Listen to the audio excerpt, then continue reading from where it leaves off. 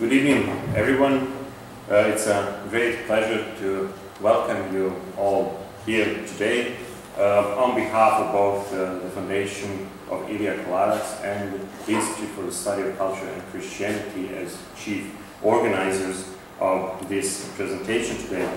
It is also a very great joy to welcome Professor Aristotle Papanikolaou today, who is one of the leading Orthodox theologians in the New World, even though he is, if you haven't noticed, still very young. Aristotle started his academic career with research on Vladimir Lasky and Džalto, which was later published as a book, Being with God, and there he made a contribution to rethinking Orthodox personalism as it is known in the current and modern Orthodox theology. His focus of his research is also what I would call Orthodox political theology, and the result of his current research is the new book, The Mystical as Political, which just came out by Notre Dame University Press.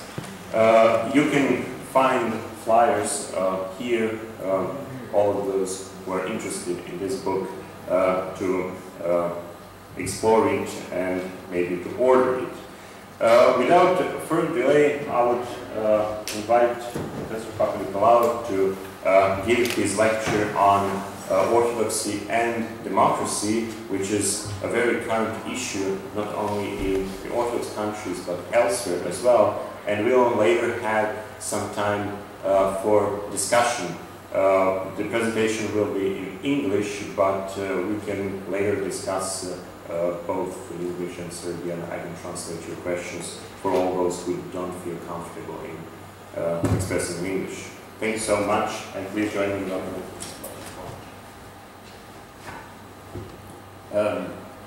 Let me begin by first apologizing for giving it in English. I don't know Serbian, although I hope one day to learn it. But I'm very happy to be here, both in Belgrade for the first time, and giving this talk at the Kolarac Foundation, because Davor has told me of its great history and tradition, so it's really a great honor for me to be here. And of course, I will be speaking in English, but we can discuss or clarify in Serbian or English or Greek after the talk. So the Christian theological notion of theosis, usually translated as deification, is not intuitively associated with political theology. In fact, some might argue that theosis gets in the way of a Christian political theology as it focuses attention on the individual striving for a mystical, non-historical, world-denying union with God. The monk escaped to the desert to avoid the messy realities of politics which distract attention away from the acquisition of the divine light.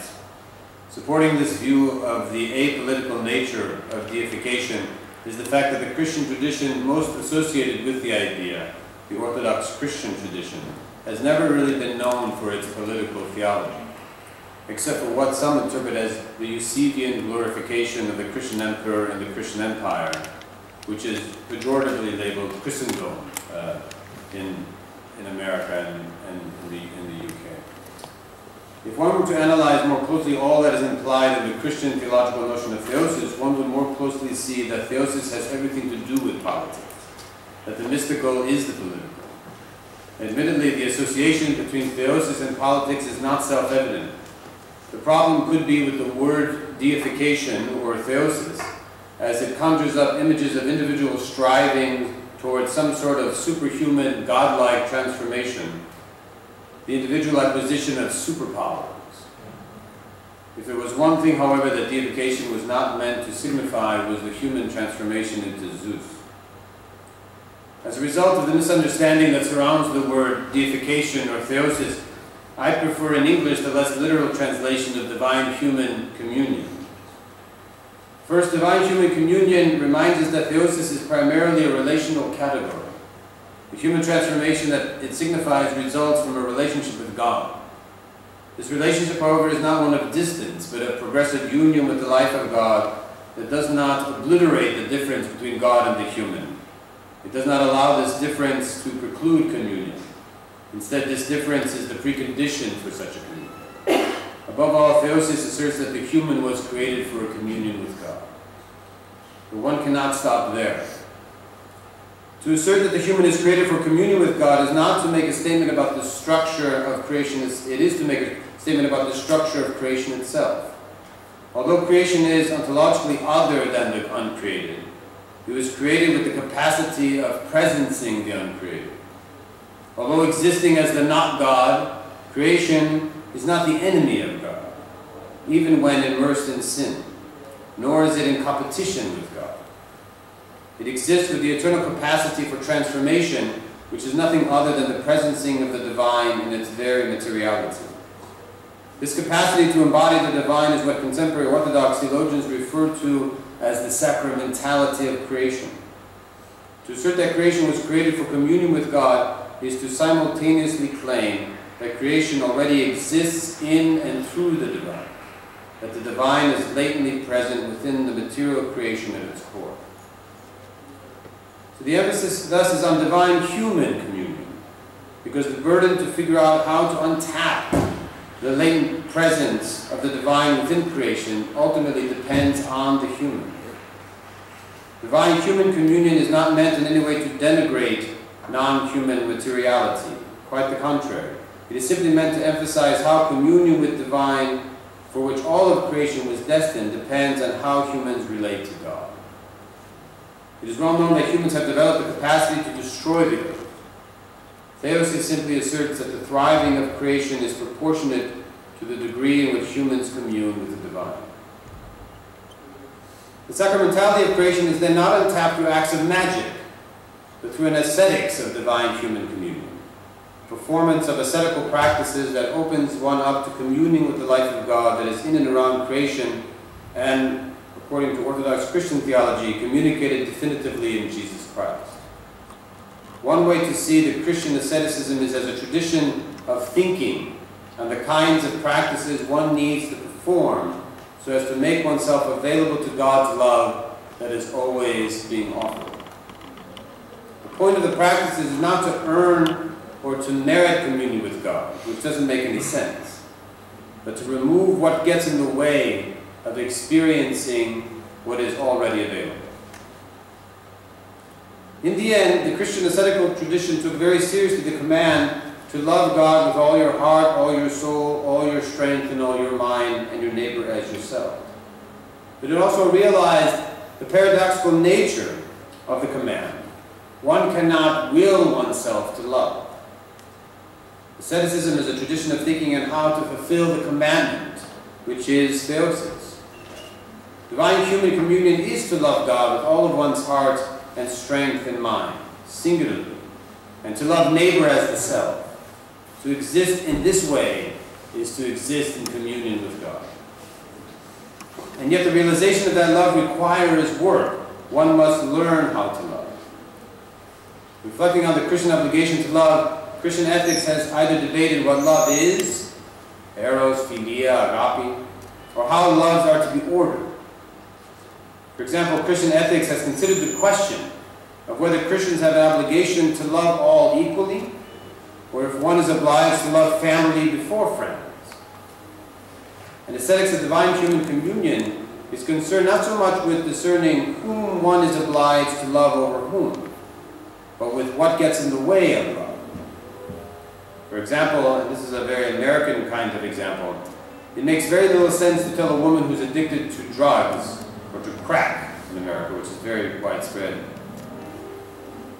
So it makes very little sense to tell a woman who's addicted to crack, whose very first impulse after giving birth is to get high rather than to embrace her baby, that she is obliged to love her child.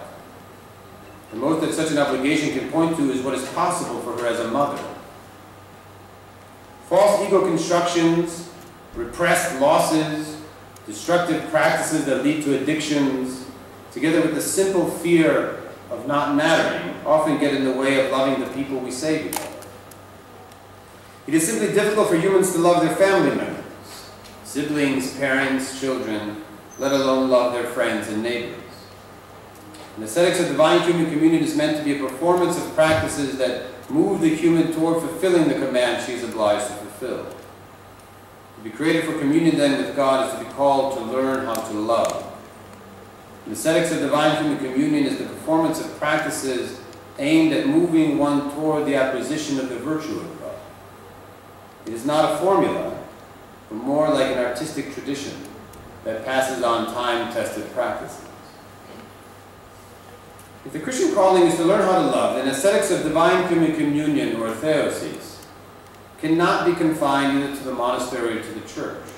The whole world is the field in which this ascetics must be played out.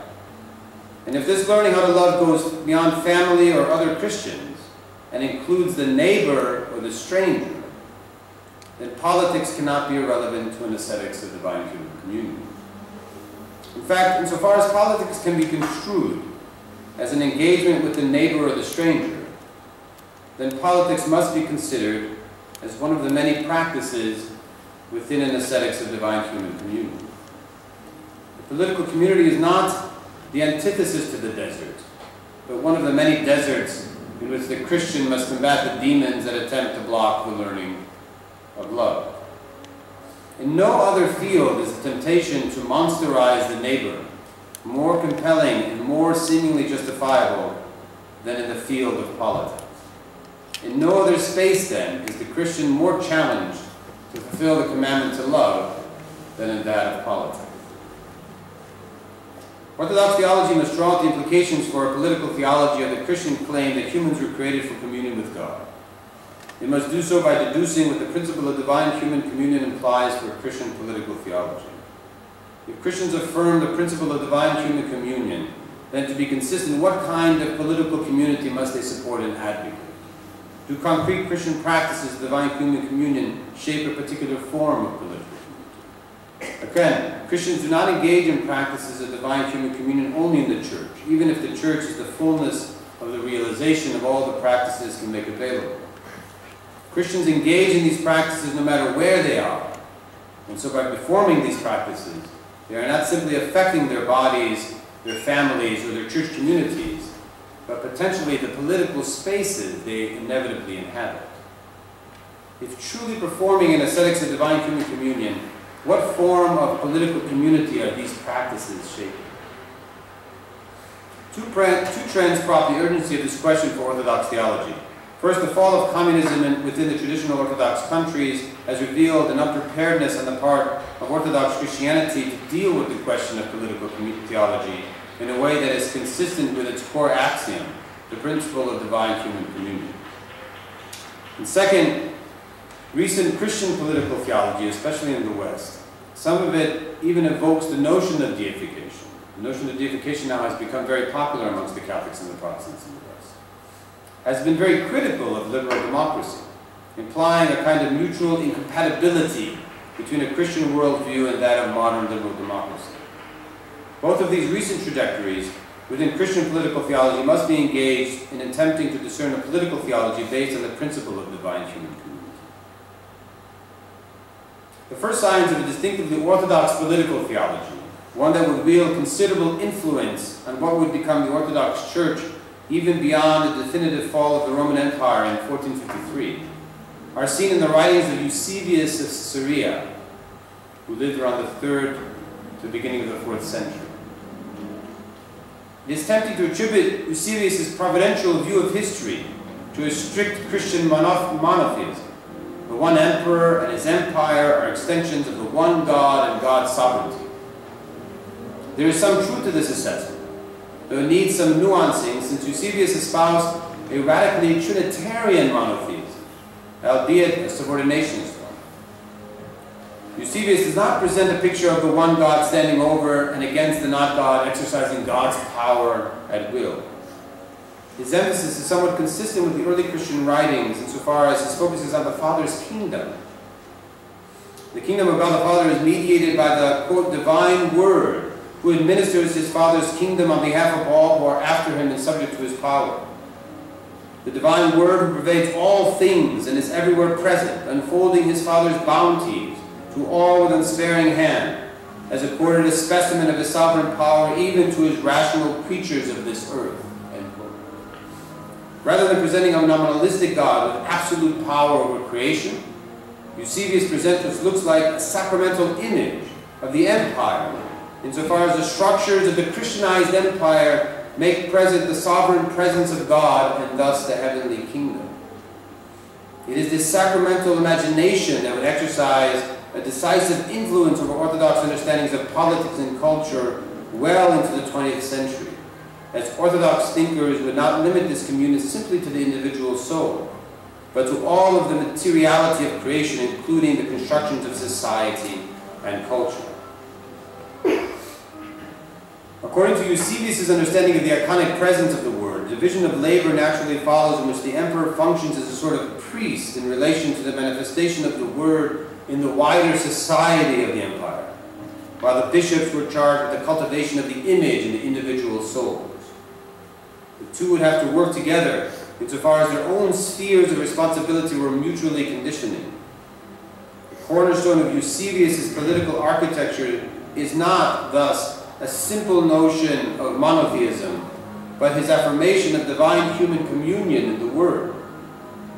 The debates in which Eusebius would find himself embroiled were not about the principle of divine human communion per se, but about the degree to which creation communes with God. There's a logic to Eusebius' political vision, even if it is not the only logic possible, that takes as its basic axiom the principle of divine human communion. Eusebius hated democracy, together with John Chrysostom. But the point I'm going to be trying to make is that for Eusebius did not have a sense that one God ruled over everything, and therefore the emperor must rule over all the kingdom, and therefore the kingdom itself must be the same politically and religiously. But he felt that since the empire itself must be Christianized, that was an example of the spreading of the presence of the divine Word. So I guess the point is that because Eusebius felt that the goal was to kind of spread the presence of the divine Word throughout into all of creation, right? That the political, cultural structures of the society must themselves be Christian. So the point is that I'm going to try to make a connection between Eusebius now, and I'm going to jump all the way to Bulgakov, the Russian theologian Bulgakov. Both of them actually construct a political theology based on theosis, but both of them have very different kinds of conclusions.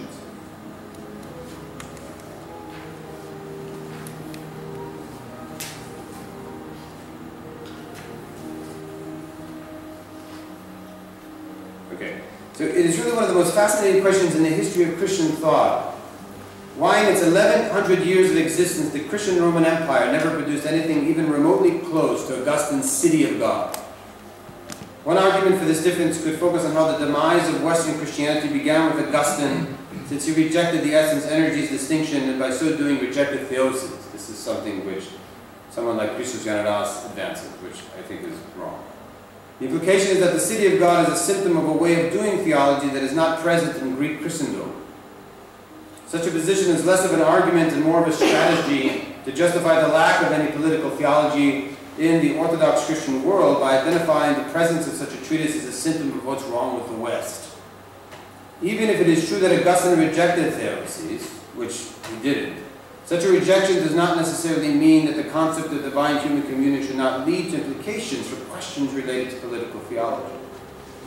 It also forgets the fact that the city of God exists because the invasion of the Goths meant that the questions related to political theology were pressing down on Augustine in a way that he could not ignore. The situation in the Greek-speaking portion of the Christian Roman Empire simply did not require such a text.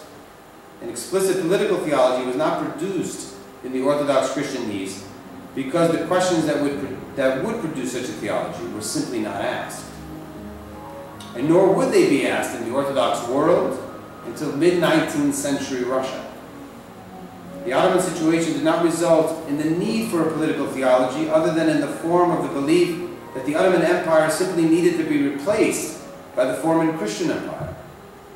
The nostalgic return to the glory of the Byzantine Empire would play a foundational role in the political imagination in the Orthodox world. Even if there was a will to produce a political theology, the destruction of the intellectual resources and tradition of the Orthodox within the Ottoman Empire simply did not allow for any sophisticated development of any theology, let alone a political theology. In my judgment, the first systematic attempt at a political theology emerges in mid-19th century Russia in the person of Vladimir Solovyov.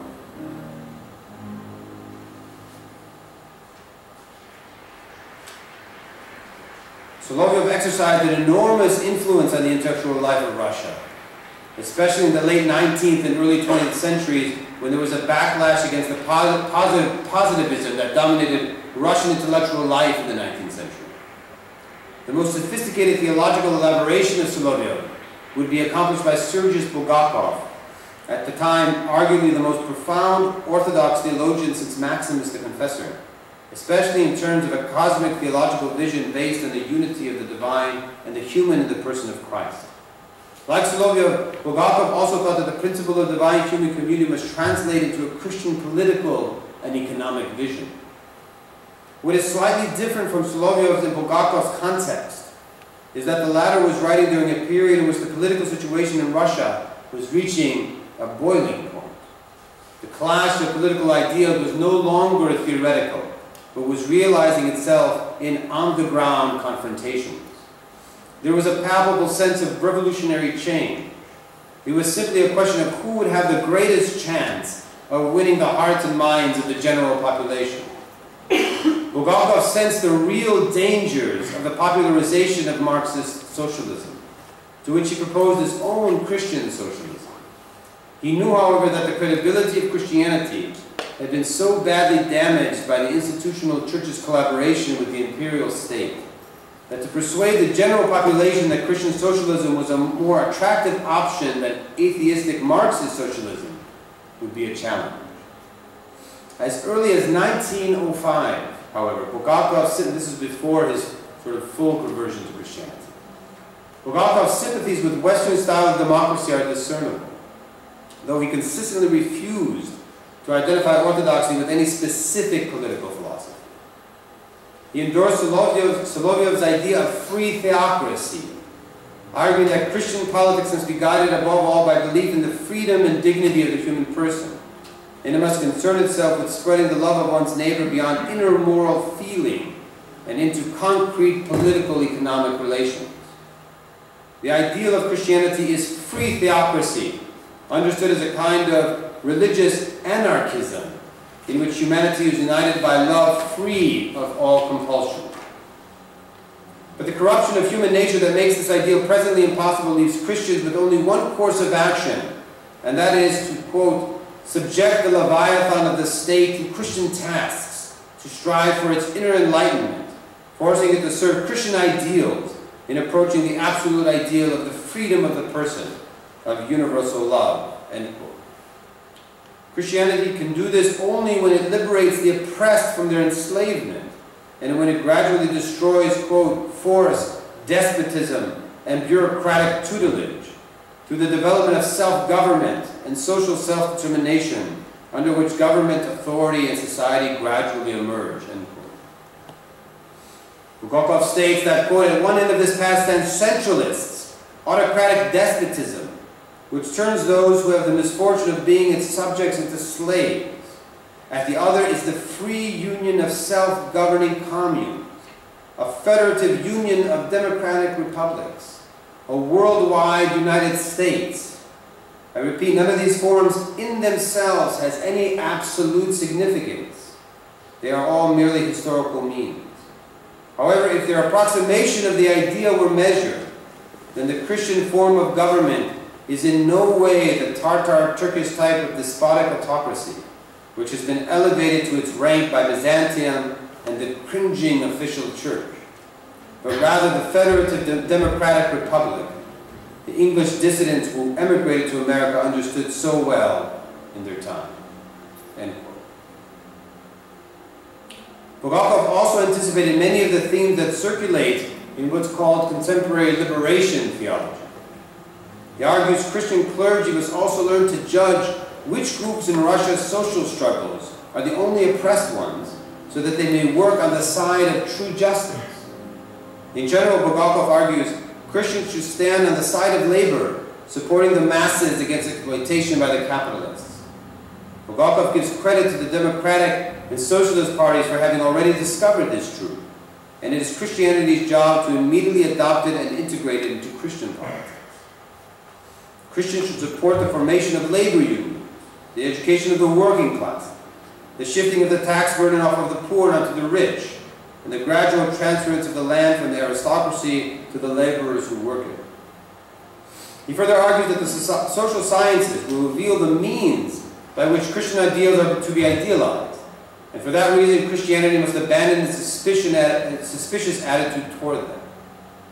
Bulgakov decries the shocking ignorance of clergy who attempt to speak on matters of law and political economy, and complains that knowledge of such disciplines has been surrendered almost entirely to the secularists and atheists, who in turn have almost sole power to determine the course of the development. Pastors therefore have an obligation to be trained in the social sciences so that they can adequately respond to current events.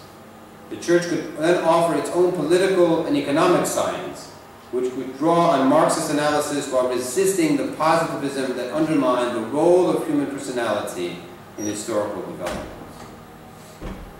Later in his life, Bulgakov would develop the most systematic theological development of the Soloviev sociology and probably one of the most systematic developments of Orthodox theology in the history of Orthodox theology. And his first major work after his sociological turn is his philosophy of economy, which he published in 1911.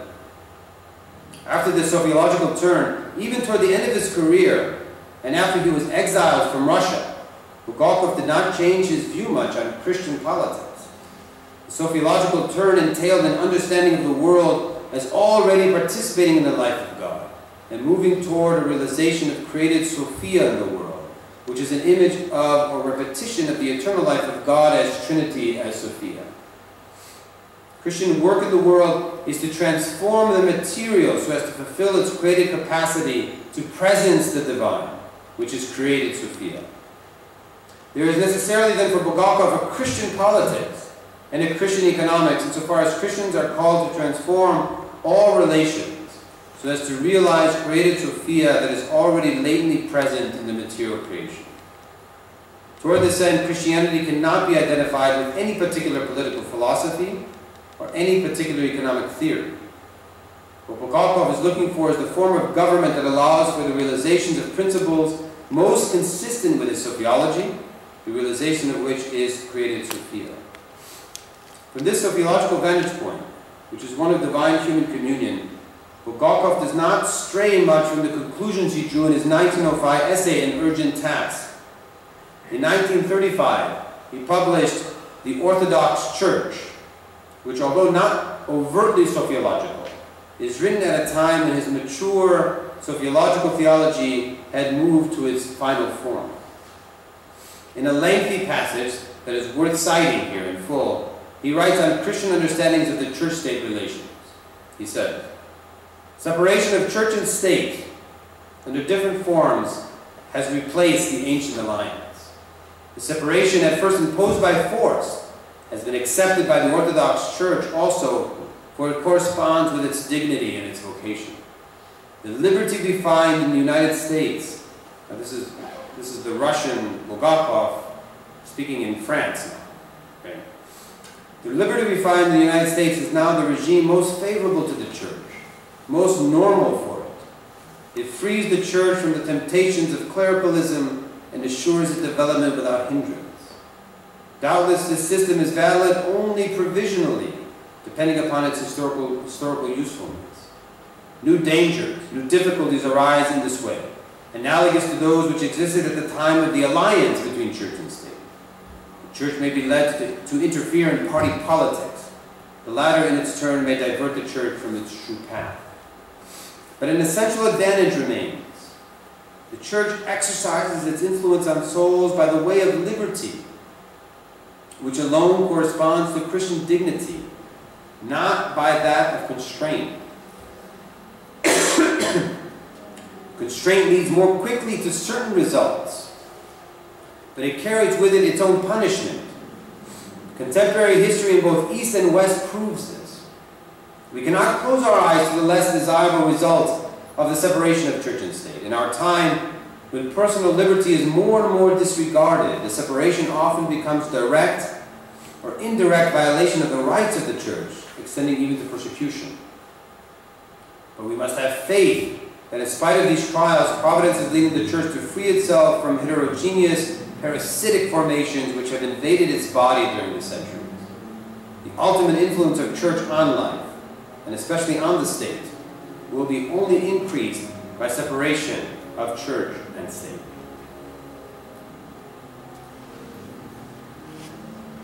For Bulgakov, the church is the politics and an economics that hopes to realize its spiritual domination in a struggle towards victory from within. The political form most conducive to the church's work is liberal democracy. By endorsing liberal democracy, Bulgakov is not accepting the atheistic presuppositions of modern liberalism. He is simply recognizing that the principle of divine human communion requires a political form in which this communion is realized freely and without coercion. He is also affirming that something like a liberal democratic polity, more than other political forms, actualizes Sophianic principles without identifying liberal democracy with the kingdom of God, or Solovyev's idealized free theocracy, which Bulgakov endorsed even in his mature sociological phase of his career. After the death of Bulgakov, within the Russian diaspora, there emerged a movement of thought whose goal was what is known as a neo-patristic synthesis. For my purposes, what's relevant about this group of theologians is that unlike Soloviev and Bulgakov, there is relatively little theological reflection that could be identified as political theology. It could be that most of the neo-patristic theologians were involved in ecumenical dialogue at a time in which questions related to political theology were not at the center of such a dialogue. Or it could be that such questions do not have the urgency in a diaspora situation that they may have had in Soloviev's and Bulgakov's Russia. Only recently can one discern Orthodox activity on questions related to political theology. Two of the most notable theologians who have extensive writings on such questions are Christos Giannadas in Greece and the Armenian theologian in the United States, Vigan Guroyan, though neither has presented a political theology that has the depth and coherency of Bulgakov's vision. Both Giannadas's and Guroyan's reflections take aim at modern Western liberalism as inherently anti-Orthodox. In this attack, they are joined by other Orthodox voices, especially within Eastern Europe, as well as other notable non-Orthodox theologians, such as John Milbank in the United Kingdom and Stanley Hauerwas in the United States. The thrust of Guroyan's and Giannadas's critique is that modern political liberalism is a political philosophy that was constructed as a part of the modern critique against religion. Consequently, modern political liberalism is based on a worldview that is mutually exclusive with an Orthodox worldview. Both Giannadas and Guroyan criticize modern Western notions of human rights as inherently individualistic and thus in contradiction with the Orthodox notion of the relationality of persons. The Russian Orthodox Church has also criticized Western notions of human rights as individualistic in an official document that it released about a couple of years ago. This critique of Western liberal notion of human rights as being in contradiction with Orthodox theology has been voiced by other Orthodox theologians as well as by official documents of particular Orthodox churches. Giannadas and Guroyan also reject the modern Western notion of the exclusion of religion in public life, which sometimes takes the form of the principle of church-state separation.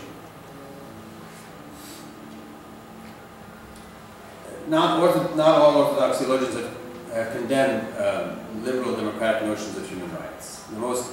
The biggest example is Archbishop Anastasius of Albania, who has not criticized liberal notions of human rights. There's also a very important book that came out recently by a very excellent Orthodox patristic scholar named John McGuckin. I'm sorry I forgot the name of the book, and maybe I'll check it on Amazon before we leave. but it's very recent and it was just published by St. Vladimir's Seminary Press. And he shows how the notion of human rights actually has its roots in Byzantine, one could call it Christian Roman formations of law.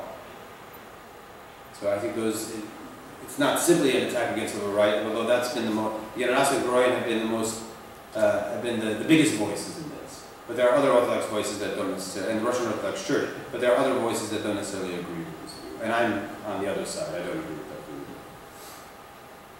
It is really a remarkable fact that given its long history and given the interruptions in its history through both Ottoman and communist conquests, both of which decimated the intellectual tradition of Orthodox Christianity, that Orthodox thought, both past and present, has consistently affirmed this principle of divine human communion as the beginning and end of Christian thought. And while nothing on the scale of a city of God was produced in Orthodox Christianity, the writings on political theology that do exist within this tradition reflect the guiding influence of this principle. From Eusebius of Caesarea to Sergius Bulgakov, one can discern an attempt at constructing a political theology that is grounded in the affirmation of the presence of the divine in creation. The political logic of divine human communion does not necessarily lead to the same result as Eusebius defended a Christian empire, while Bulgakov advocated for an American-style form of democracy. In the post-communist situation, the Orthodox manifest an ambivalence, an incoherence, when encountering the possibility of traditional Eastern European countries becoming liberal democracies. This ambivalence is evident even in Greece, an Orthodox country that has been a liberal democracy for decades. Such ambivalence seemingly lends credence to the assertion that a clash of civilizations exists between the traditional Orthodox countries and modern Western liberal democracies. There are scholars in the West, very prominent, very influential scholars in the West, that see the Orthodox very similar to Islam in the sense of being not friendly, let's say, to democracy, and are having powerful influence in terms of shaping public or internet or foreign policy understandings, let's say, of the global situation.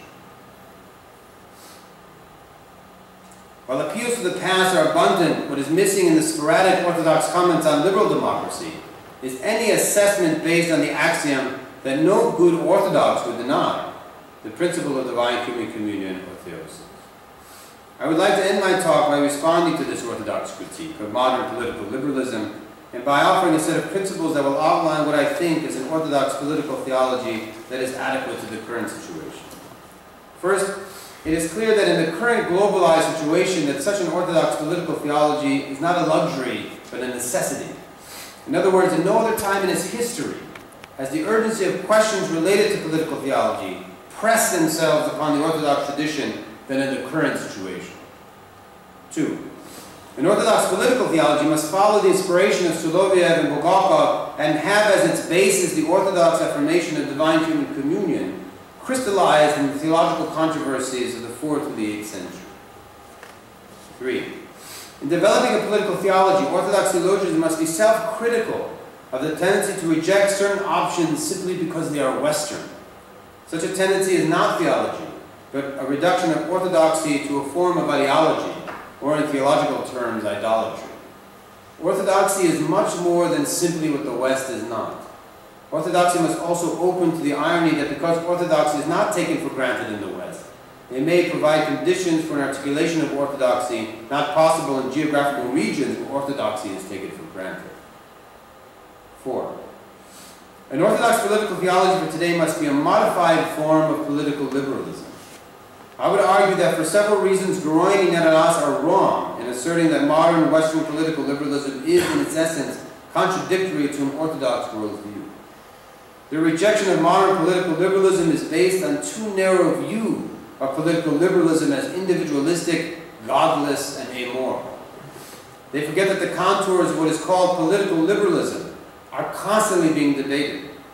Although there are those who would advocate for political liberalism that favors extreme individualism, excludes religion from public life, and rejects the notion of a common good, there are other philosophers, sociologists, and political theorists in the West, such as Charles Taylor, Jose Casanova, and Nicholas Walterstorff, who would argue that liberal notions of human rights, equality, and freedom depend on community a robust common good, and a public presence of religion.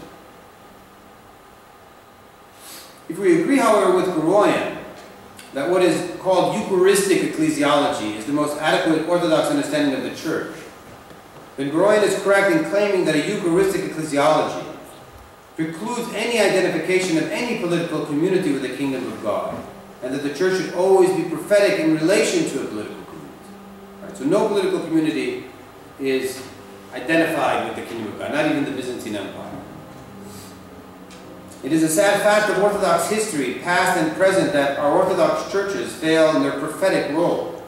And in the current situation, there is need for the Orthodox churches to be equally as prophetic to their own governments as they are to the godless, secularized West.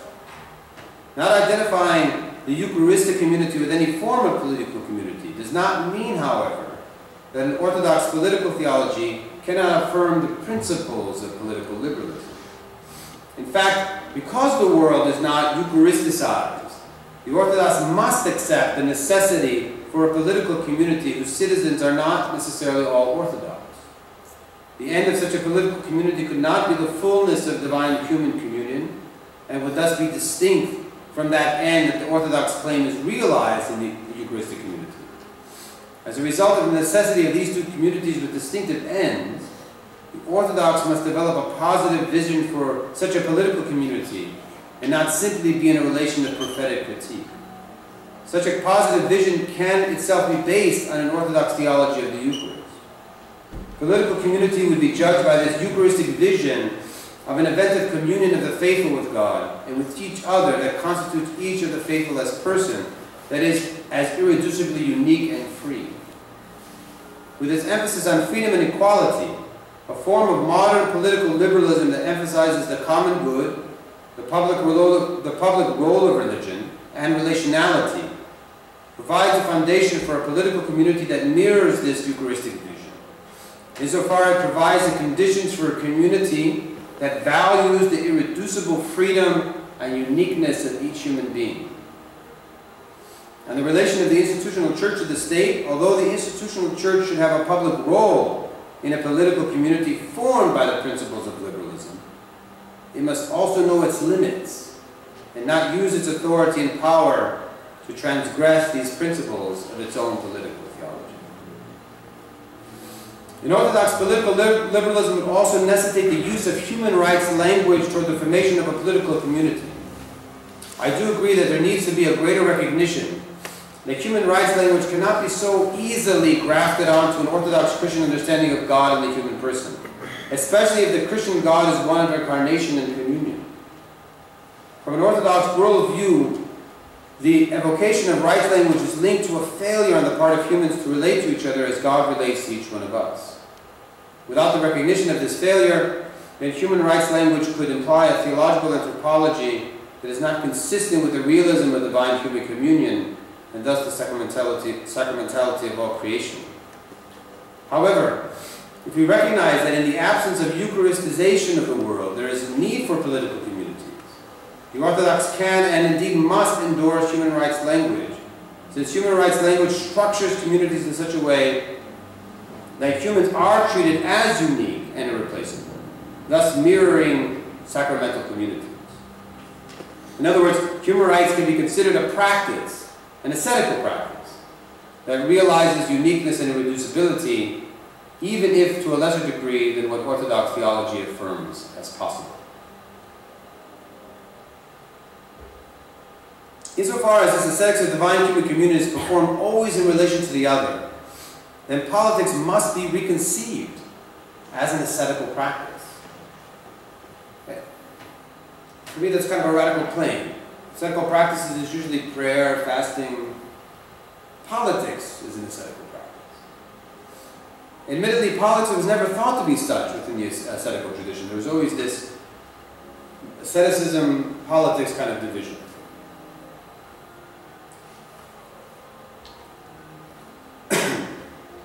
The ascetical struggle to learn how to love is inescapably in a relationship to the other, family, friends, and stranger. The encounter with the stranger is simultaneously a challenge and opportunity for the Christian to learn how to love. It's always in relation to the other that the Christian must perform practices that make one more available to be loving, to communing with the divine. Politics are the forms of practices that humans engage in when relating in Christian language to the stranger. The type of politics one engages in shape the way in which one relates to the stranger. Christian relating to the stranger, that is Christian politics, must be a performance of practices that either emerge from or attempt to contribute to the Christian struggle to learn how to love. There is simply not a space in which the Christian is not to think about the performance of her practices that would instantiate the divine presence in the particular relational space in which the Christian is situated. So much of what passes as Christian politics is counter to a politics of divine human communion. Christians, as well as those of other religions, often think that since they possess the truth, it gives them the authority to engage in a politics of bullying. The possession of absolute truth justifies all kinds of politics of demonization and destruction, of restrictions of certain freedoms, such as religious freedom. This politics of bullying is part of an aesthetics of the demonic. What is ironic is that what often gets paraded as loyalty and fidelity and commitment to the truth of God simply masks a deeper insecurity that all on which one has staked one's identity, all that one has thought to be true, could simply be wrong. It is using God for the sake of identity politics, and that is simply idolatry. Maximus the Confessor warns the monks he is addressing that the vices that get in the way of love are, to name a few, anger, fear, and hatred. It is these very vices that also get in the way of a genuine Christian politics, which is simultaneously an ascetics of divine human communion. A Christian must be rigorously, vigilantly self-reflexive to make sure that his Christian politics is not motivated by anger, fear, or hatred. A Christian politics must be humble, which does not mean that the Christian is a pushover. To be humble and to be firm in one's convictions is not oxymoronic. A Christian politics, as asceticism risks losing the debate, but waits patiently for the other to see the wisdom of the Christian vision of divine human communion. In the end, the politics as asceticism that the Christian will perform will contribute and work toward shaping a political space that looks something like a liberal democracy. By liberal democracy, I mean nothing more than a political space shaped by a common good that embodies the principles of equality and freedom, with the former including social and economic equalities, and the latter including religious freedom facilitated by church-state separation. It is simply nonsense to think that by working for this kind of political space through the performance of practices that the Christian is accepting the anthropological baggage of modern liberalism, acquiescing to the modern liberal marginalization of religion, or furthering the modern liberal story of the violence of religion.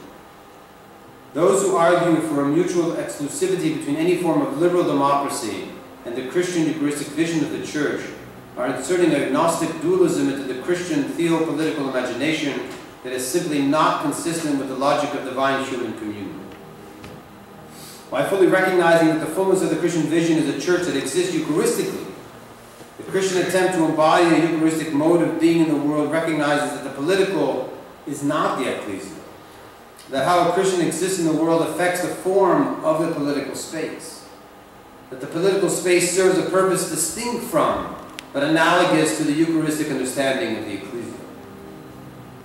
The political space that structures relations in such a way that mirror a Eucharistic understanding of the ecclesial, especially in terms of relations that realize the inviolable uniqueness of all human beings, is a liberal democracy.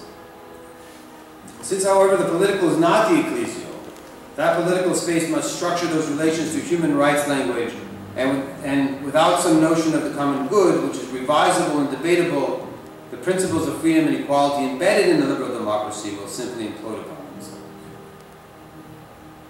Although it does not operate according to a nature-grace divide, an ascetics of divine human communion contributes to a non-natural law understanding of the common good. Indeed, contrary to some understandings or perhaps misconceptions in natural law, Christian ascetical practices are not simply about the salvation of our soul. They all have political ramifications, insofar as their practice cannot but affect the political space. Even the practices of truth-telling and forgiveness, which are not willed acts as much as they are modes of being, are ascetical practices that affect the political. While understanding forgiveness as an event of communion that is realized through the practice of truth-telling mitigates against any facile understanding of political forgiveness, it is clear that the attempt of forgiveness between nations or groups can facilitate communion-like relations between peoples. Face-to-face forgiveness in the political space between strangers shapes such a space in the form of a political democracy. While I understand the caution that Christians not easily align themselves with modern liberalism, and while I applaud the exhortation that Christians should more boldly assert their Christian presuppositions, the vitriolic rhetoric against modern liberalism, which extends to liberal democracy, is dangerous, especially in the hands of an institutional church with real political and cultural power. It is interesting that two of the loudest voices in this anti-liberalism rhetoric in the West, Stanley Hauerwas and John Milbank, come from churches that are institutionally weak. Christians then should never forget that the political is not the ecclesial, but they should also remember that the mystical is the political, and that in ascetics, politics of divine human communion shapes a political space that is a liberal democracy. Thank you.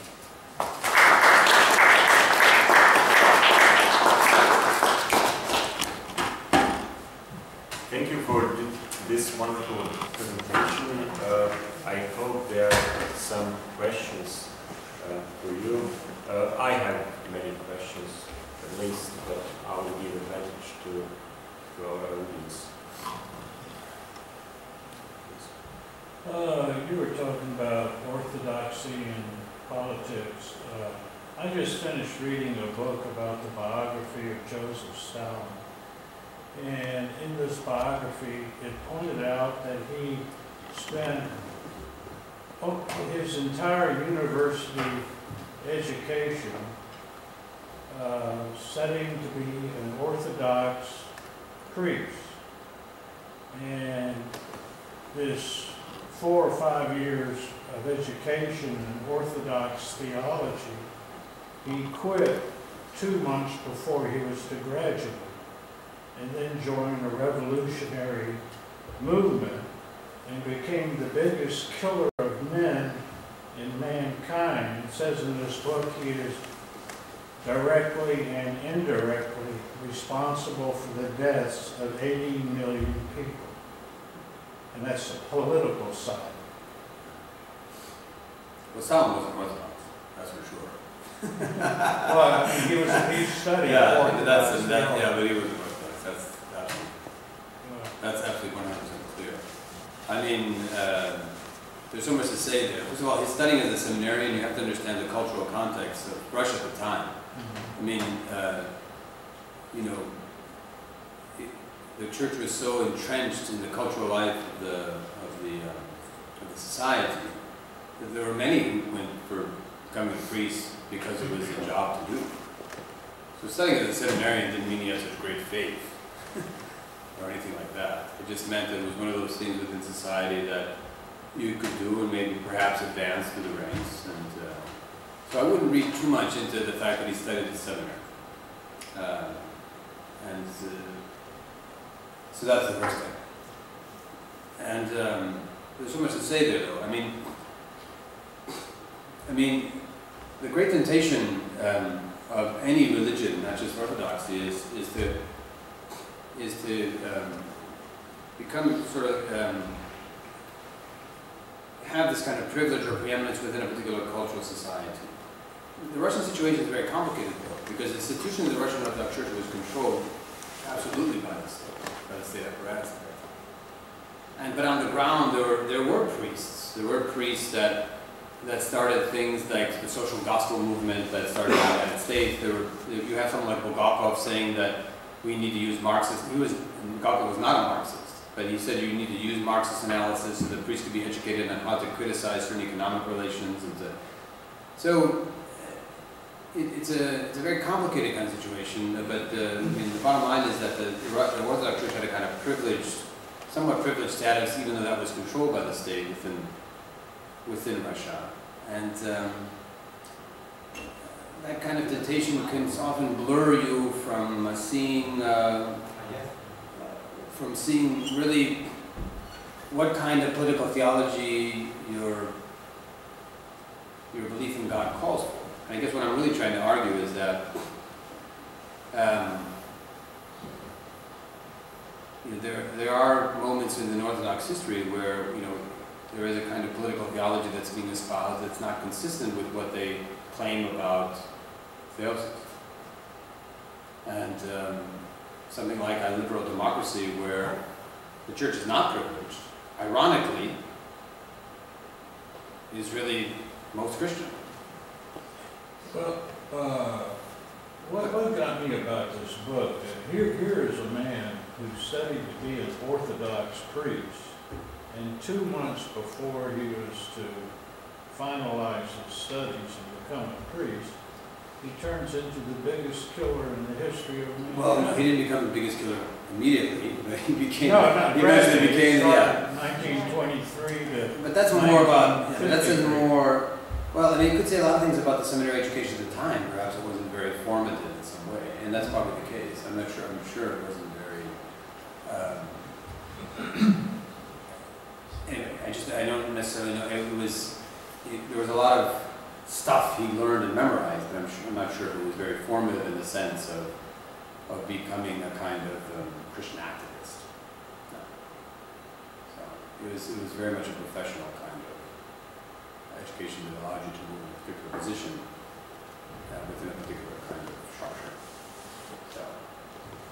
So it's really more to the psychology of Stalin. Now, with that said, I mean, again, it's a very complicated question. I mean, religion, at least within the West, prior to the 17th century, it was unthinkable that religion would not have a certain kind of cultural, political influence within a particular societal space. And now we can think that way. We can imagine it being kind of different. And this is a kind of a very complicated question because, especially I think in Orthodox Europe, I think religion still does play Orthodox still plays a very kind of strong, very cultural role in terms of one's identity. I'll give you one example from Greece. And I give this example, I don't really know how to confront it or to deal with it. I was at a conference and there was a philosophy professor and he was speaking. And before we got to speak, the organizer of the conference was sitting next to me and I said, "Is he Orthodox?" She said, "Yes." So he went on and on and on. And then I asked her a question. "Does he believe in God?" And she said, "No." Okay? So in other words, by virtue of the fact that he's Greek, he's Orthodox. He doesn't believe in God. Right? So you see, I mean, there's still this kind of fusion of national and religious identity. They're very difficult to kind of separate. That's very different in the West. In the diaspora situation, I have a religious identity, I have an ethnic identity, and I have a national identity. Right? So I'm American, but when I'm American, I feel Greek. But when I'm in Greece, I feel American. But I feel Orthodox no matter where I go. Right? So, it's a very complicated question in some sense. I mean, in many ways, I'm not simply calling for modern political liberalism. I'm calling for people to be self-critical on really what goes into thinking their own identity, and to try and see and think about the relationship between things like national, ethnic, and religious identity. But that's very complicated. But for the first time in history, we can actually think about those kinds of separations in ways that could never be thought of before. There are other questions? You can ask it in Serbian too. I have a couple of questions. I generally, of course, agree with what you said, but there are a couple of points that make me think of the consequences that this line of thinking can lead to. First, what makes me uneasy when we are trying to make some sort of Orthodox Christian argument about political sphere or nation-state relations and so on. Is this inherent kind of presupposition that as Christians and Orthodox Christians, we should somehow justify a certain social structure or state or society? And my first question is, why should we do that? No matter, is it like Byzantine Empire, Russian Empire, or liberal democracy? That's the first thing. Let's stop there. Okay, I thought about this question a lot, and many Orthodox theologians, including someone like Bulgakov, say you can never identify the fullness of, let's say, an Orthodox vision of the world and the human person with any kind of political philosophy. I agree with that. Because I always think the theological vision is something more than a political vision. So, for example, in the political vision in the United States, everybody is, you treat someone with respect, they're an individual, you can't transgress certain rights.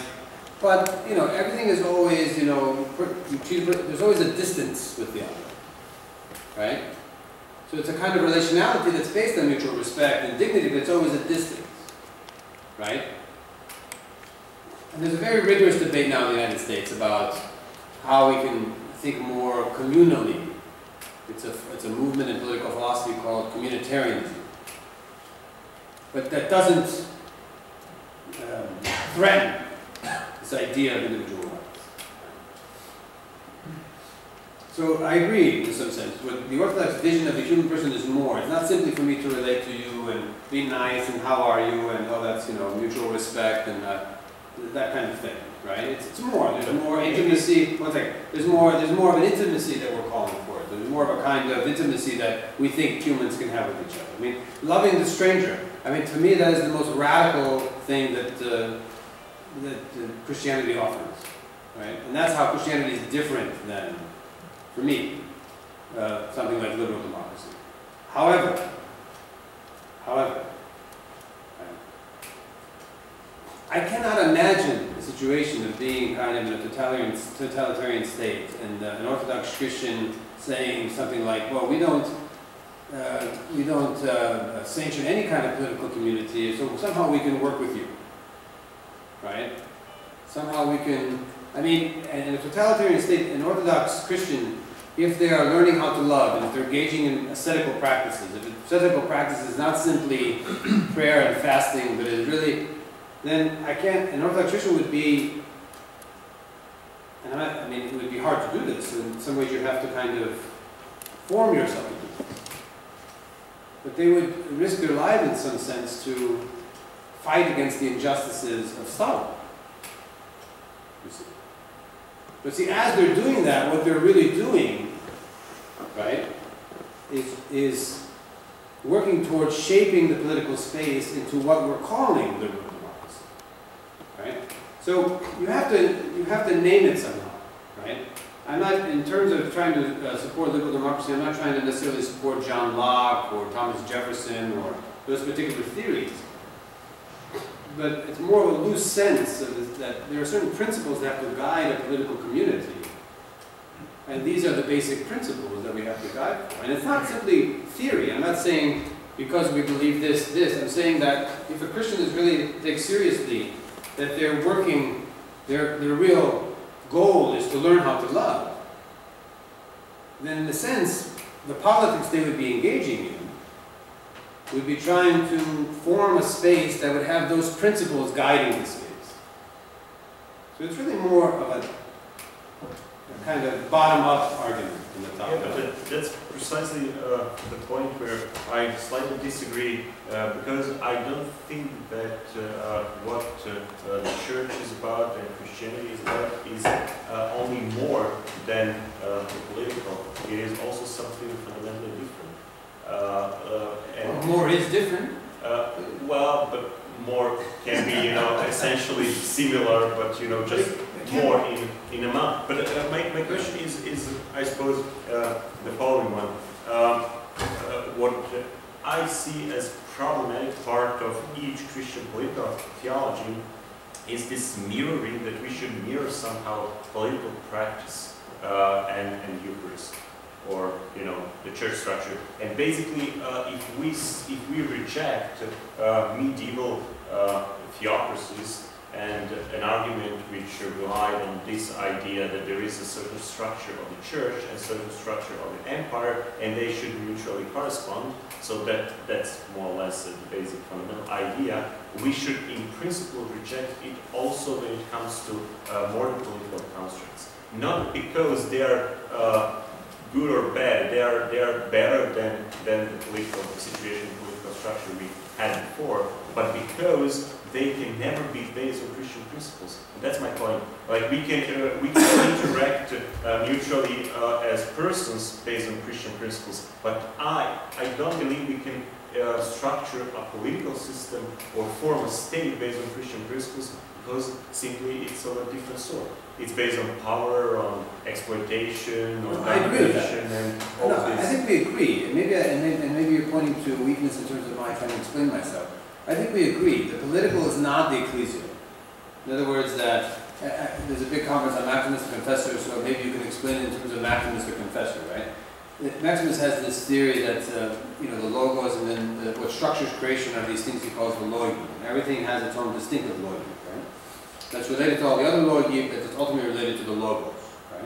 And I guess what I'm trying to say is that the political has its own distinctive logos to it. That's different from the ecclesial, right? But you need something to measure it by, right? So I agree, the political is always falling short in some sense to me of the ecclesial. I agree that, and maybe I'm not being clear, what I'm not calling for is a specific Christian political kind of political society or anything like that. All I'm trying to say though is that the Christian, I'm trying to say two things. One is, we cannot allow the statement that no political community can be identified with the kingdom of God, therefore we can work with whatever political. That's wrong. That's false. Okay, that's because if we take Christian practice seriously, then we would always be working and acting and being in the political space in a way that we would never tolerate someone like that. Right. So that means you're ultimately acting in such a way that that's not an option. But we tolerate modern corporations, which is I don't necessarily different than Stalin. No, still I don't necessarily think so, because I think my second point is that I think that a Christian in relationship to the political is never not prophetic. It's always prophetic. In other words, every political system is always falling short. Right? So a Christian is always engaging in prophetic critique of political economies, of all those things. Right?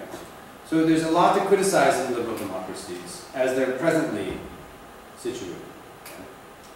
So they're always engaging. I just think it's a very simple point, but I think we can say that some societies are better than others. Quite simple. I mean, it's a very simple kind of point. I mean, that we can still affirm these particular kinds of principles, right? And every political society, too, even something like liberal democracy in the West, I mean, it's an evolving kind of thing. Even liberal democracies fall short of their principles, right? So America is a democracy, but it's not really, it's always falling short of the ideal that it always kind of talks about, right? At one point, women couldn't vote. And now women can vote. And no one could ever think of going back to a situation where women couldn't vote. Right? So, in some sense, I think that Christians must always engage in a form of prophetic critique. But at the same time, it has to kind of positively say and argue against these kinds of criticisms of human rights and liberal democracy that are coming out of either Orthodox theologians or official documents of Orthodox Church. In the sense that and to affirm kind of basic principles of liberal democracy. There are some other questions? If not, I have one question, and it really doesn't have anything to do with democracy. It does have something to do with Orthodox. Orthodoxy. I'm doing research on the concept of infinity as a God in relation to the ancient Greek philosophers. And Aristotle said that the ultimate God is infinity. Now we're entering a time in the modern age where we're talking about the multiverse and the infiniverse, you know, which just goes on forever and ever and ever and ever. How does Orthodox Christianity correlate itself with the concept of this modern thought of infinity? I don't know. I mean, I've not done a lot of reading on infinity, but I know most I could do is lead you to a couple of sources. First of all, it's been pretty recognized that in Christian thought, Gregory of Nyssa was one of the first Christians to actually identify God as an infinite. And so I would turn your attention there. There's a guy especially who talks about this a lot named David Bentley Hart. I would look to him. Second, I would look at the work of Sergius Bulgakov. There's no other Orthodox theologian who has written on this concept and thought about it in a kind of in-depth way than Bulgakov. So I would look at the work of Sergius. And then I would turn your attention to a book in English called The Naming of Infinity, which talked about this kind of interesting influence of Russian religious thoughts on mathematics, especially in France. So I would turn your attention to those kind of things, kind of think about those kinds of questions. I may add, it's also Nicola that I spoke about this bad infinity and good infinity, so not every infinity is not always good. So bad infinity is good, so that is probably also the source for that. If there are no any other questions, I would thank Prof. Papanikolaou for his very insightful presentation and for sharing his time and his very busy schedule for us. You know, because I spoke in English, so the book is available, and it's available as an ebook. So you don't have to. And you can also you can get it as an ebook for not very expensive. So thank you.